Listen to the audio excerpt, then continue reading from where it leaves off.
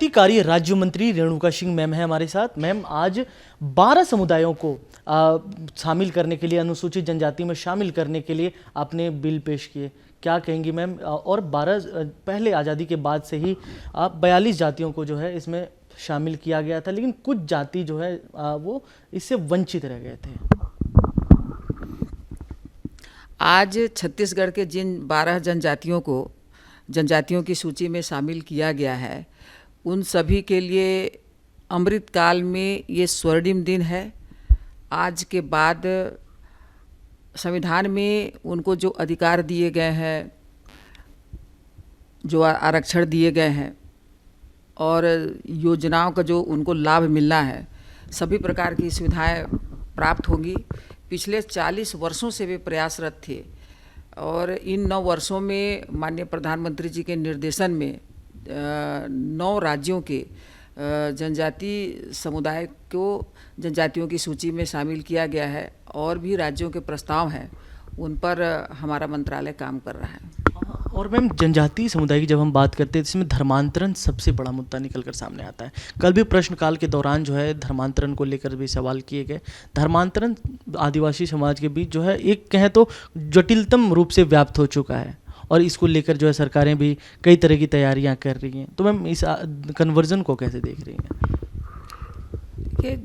जनजातीय क्षेत्रों में आज ये देखा जा रहा है कि जनजातीय सुरक्षा मंच और अन्य सामाजिक संस्थाएं हैं जो जनजातियों की, इनके माध्यम से डीलिस्टिंग की बड़ी बड़ी रैलियां हो रही हैं, जिसमें लाखों की 50-50 हज़ार की संख्या होती है। और इनकी एक ही डिमांड होती है कि जो आज हिंदू समाज को छोड़कर ईसाई धर्म स्वीकार कर लिए हैं, उन्हें 2 प्रकार के फ़ायदे नहीं होने चाहिए। और जब भी जनजाति की सूची संबंधी कोई भी बिल लोकसभा राज्यसभा में आता है, तो बहुत सारे पक्ष और विपक्ष के सांसद इस बात को बहुत गंभीरता के साथ उठाते हैं कि जो धर्मांतरण कर चुके हैं उन्हें जनजातियों को मिलने वाले आरक्षण और रोज़गार का लाभ नहीं मिलना चाहिए। जिसमें छत्तीसगढ़ के बारे में कहूँ तो छत्तीसगढ़ में अभी इन 4.5 वर्षों में ये देखा जा रहा है कि सरकार और प्रशासन के संरक्षण में गांव में गरीब जो आदिवासी हैं उनके ऊपर प्रेशर बनाकर उनको कई प्रकार का प्रलोभन देकर धर्मांतरण किया जा रहा है।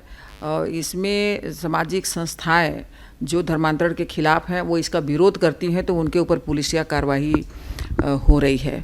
तो ये बहुत दुखद बात है कि आज छत्तीसगढ़ जो ट्राइबल बाहुल्य प्रदेश है, वहाँ कांग्रेस के प्रदेश अध्यक्ष भी ट्राइबल है, इसके बावजूद भी उनकी सरकार इस प्रकार का धर्मांतरण। मैम, जब से चुनाव नज़दीक आया है, छत्तीसगढ़ से सुदर्शन न्यूज़ की रिपोर्ट के मुताबिक आपको बता दें कि कई जो बाहर के लोग हैं वो लोग आके जो है आदिवासियों को कन्वर्ट कर रहे हैं, और ये लोग जो करने वाले हैं ये बाहर से आके कर रहे हैं छत्तीसगढ़ के अंदर। तो ये कोई लॉबी काम कर रही है चुनाव से पहले, इसे कैसे देख रही है?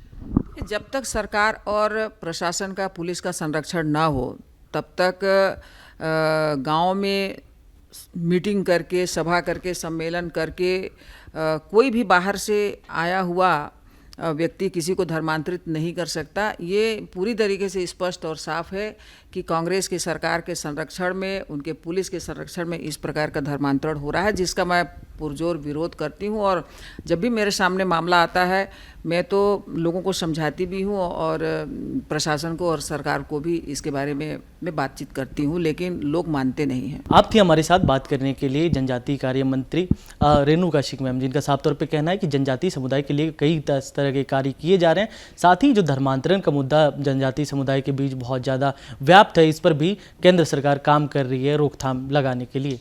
दिल्ली से प्रेम कश्यप की रिपोर्ट।